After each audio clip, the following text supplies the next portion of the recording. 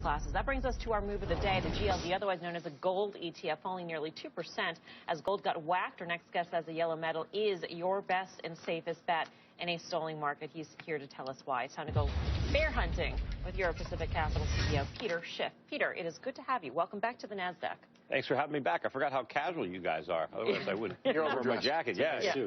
But looking good. All right, Peter, so let's get to it. Gold. You've been bullish gold for a long time. What makes it more compelling in this environment? Well, first of all, unlike the stock market, gold is still up considerably on the year.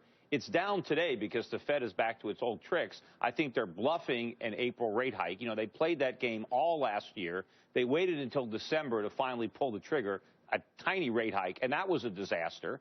We were off to the worst stock market start in history, so I doubt the Fed wants to repeat that and do it again in April. You know, the only reason the market rallied was because they backtracked. And now all of a sudden they're testing the water on backtracking again, and I don't think they're going to like what happens. Do we need to have stocks go down in order for gold to go higher? No. In fact, the funny thing is gold went down today because people are afraid of the Fed raising rates. Well, what happened the last time the Fed raised rates? Gold went way up. So if anything, if the Fed does that again and the stock market tanks, gold's going to get the safe haven bid. But ultimately, I don't think the Fed wants to put another pin in this bubble. I agree we are in a recession. I don't think we're going to a recession. I think we're in one right now. And I don't think the Fed wants to add a bear market to a recession. I think they're going to keep this bubble going. They're going to talk as if they can raise rates because they don't want to admit that this is a bubble, but they don't want to let the air out. So I think this is a buying gold. So for a good portion of this year, a lot of these moves, the gold went up and the dollar went up on the same day. Can that correlation be broken? The old correlation of dollar goes down, gold goes up. Can the dollar and gold over a long period of time go up together? Well, they could, but I don't think that's what's going to happen. I think the dollar is going to go down, too. In fact, against most currencies, the dollar is down this year. The dollar was up today, but if you look at the trend, I think the trend in the dollar has reversed because the dollar gained for years based on the idea that the Fed was going to be raising rates.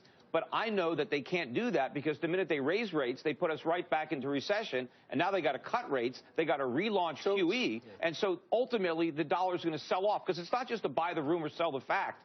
It's a buy the rumor and then sell because the rumor's not true, because the Fed can't actually deliver the rate hikes that the market expected. And I hear you. And you know, the argument on gold, I think gold's probably going higher for different reasons. But you've been bashing the Fed forever. And the reality is that you said interest rates were going to go to 10% because the Fed was financing something that they couldn't do in this economy. The statements about the economy ultimately get you to a place where, first of all, Fed is, as far as I'm concerned, the market can remain more irrational, and I think you must believe it has to have been for the last 6 years, but it's been screaming straight higher longer than someone can stay solvent. I'm not saying you, but I'm just saying the point is, how long do you try to bet against the Fed in an environment where the Fed is proven they can do whatever they want, and people that have tried to game the Fed have been wrong? Well, betting against the Fed has, in fact, been very successful. The Fed has made a lot of mistakes. I mean, look at the disaster that happened in the housing market because of the Fed, and there were people that made a lot of money betting against the Fed. And, you know, talking about 08? Look, and the housing bubble inflated over a number of years. But also, if you bet against the Fed and bought gold, look where gold was in 1999, 2000. It was under $300 an ounce.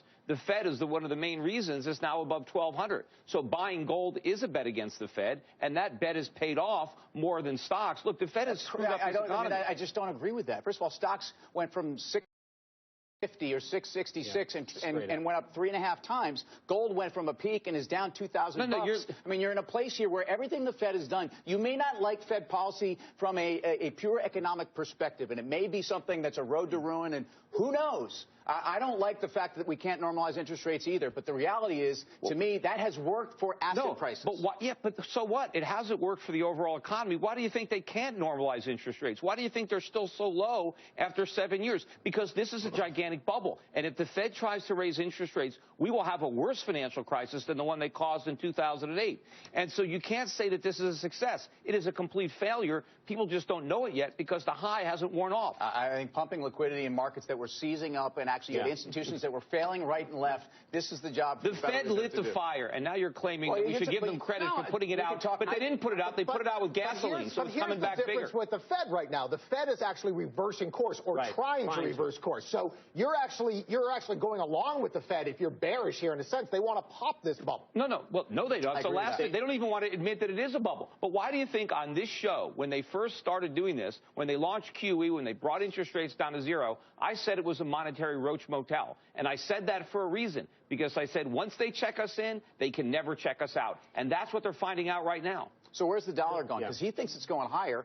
Where do you think it's going? I think it's going lower because I don't think the Fed is going to be able to deliver these rate hikes. I think we're going to get back to zero, maybe even negative. I think they're doing QE4. So we're in a recession now. How much worse does it get then? If we're in a recession right now, I think this recession, which we're not in a recession. Hold